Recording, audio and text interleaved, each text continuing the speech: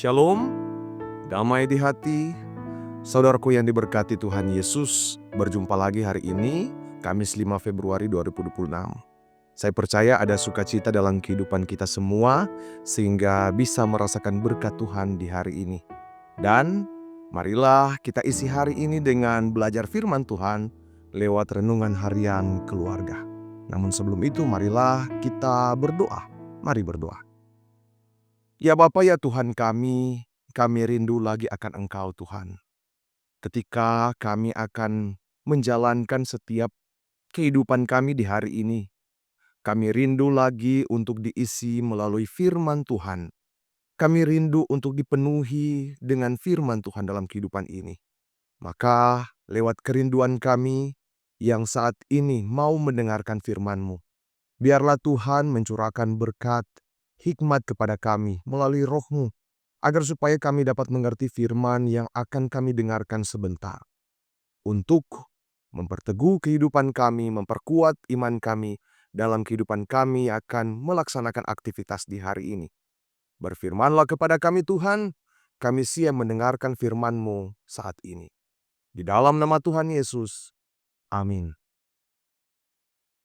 Saudara-saudara yang diberkati Tuhan kita Yesus Kristus, renungan di saat ini atau pembacaan juga di saat ini kita ambil dalam 1 Korintus 1 ayat 14 sampai 16. Bunyinya demikian. Aku mengucap syukur bahwa tidak ada seorang pun juga di antara kamu yang aku baptis selain Krispus dan Gaius, sehingga tidak ada orang yang dapat mengatakan bahwa kamu dibaptis melalui namaku. Juga keluarga Stefanus, aku yang membaptisnya, kecuali mereka yang tidak tahu, entahkah ada lagi orang yang aku baptis? Ya, demikian pembacaan kita di saat ini. Shalom, damai di hati. Tema renungan kita di saat ini yaitu melayani sesuai rencana Allah. Saudara-saudara yang dikasihi dan diberkati Tuhan Yesus, betapa indahnya bila langkah-langkah hidup dan pelayanan kita ada dalam rencana dan tuntunan Tuhan. Dalam hidup ini tidak semua hal dapat diprediksi, namun menjalani hidup dari pelayanan dalam rencana Allah memberikan damai sejahtera sejati dalam kehidupan kita. Saat seorang berjalan dalam rencana Allah dan dalam tuntunannya, ia akan segera menyadari bahwa Allah mengatur segala sesuatu bagi kebaikan orang yang percaya kepadanya.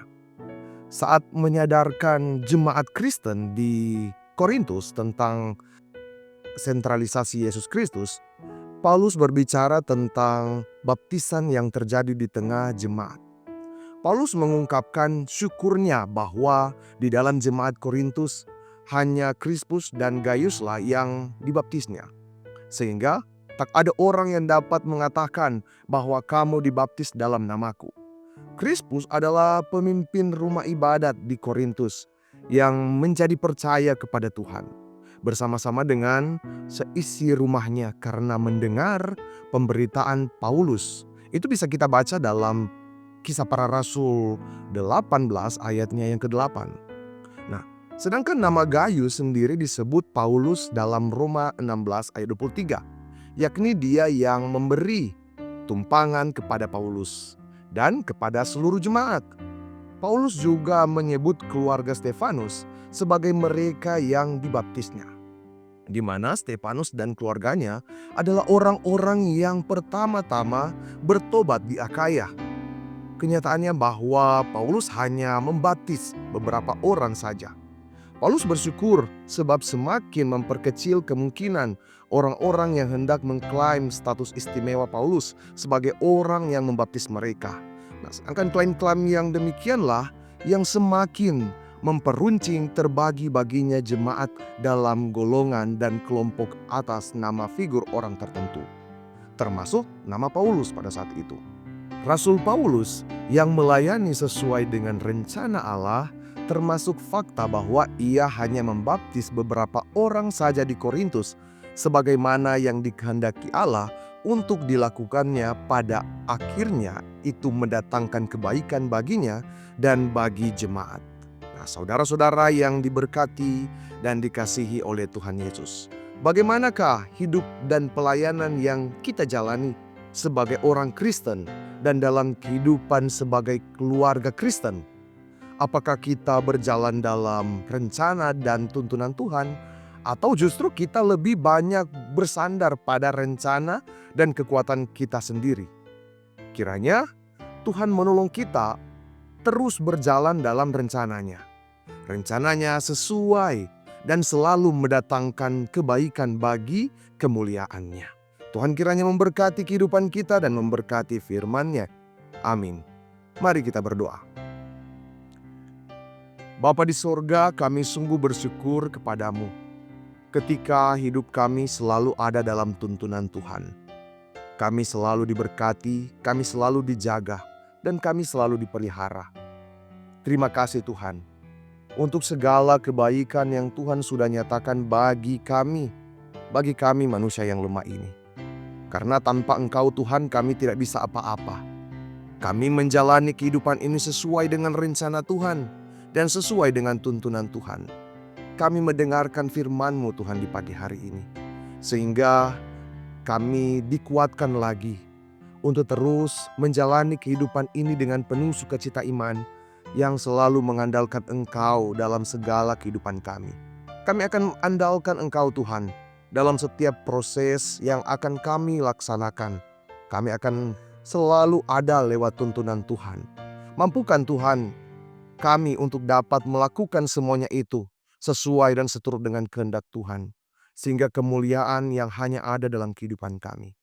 Terima kasih Tuhan untuk firman-Mu, kebenaran yang selalu kami dengarkan hari lepas hari dalam kehidupan kami. Terima kasih Tuhan.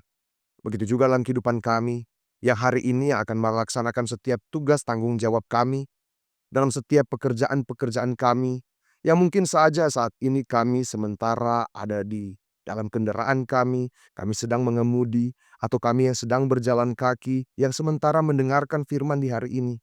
Tuhan kiranya memenuhi kami dengan kuasa-Mu agar supaya yang kami lakukan sesuai dan kehendak Tuhan dalam kehidupan kami. Terima kasih Tuhan untuk segala kebaikan Tuhan dalam kehidupan ini. Kami akan jalani sesuai dengan kehendak-Mu dan berjalan sesuai dengan proses Tuhan dalam kehidupan ini. Bapa di sorga, terima kasih. Kepadamu kami berdoa, kepadamu kami bermohon, kepadamu kami meminta dengan ketulusan. Inilah doa kami, pujian dan syukur kami bawa hanya ke dalam tangan pengasihan Tuhan. Di dalam nama Tuhan Yesus kami berdoa. Amin. Demikianlah renungan harian keluarga di saat ini. Jangan lupa untuk like, share, dan ikuti channel YouTube Jemaat Gemi Martapa Selatan. Tuhan kiranya memberkati kita semua. Shalom. Damai di hati.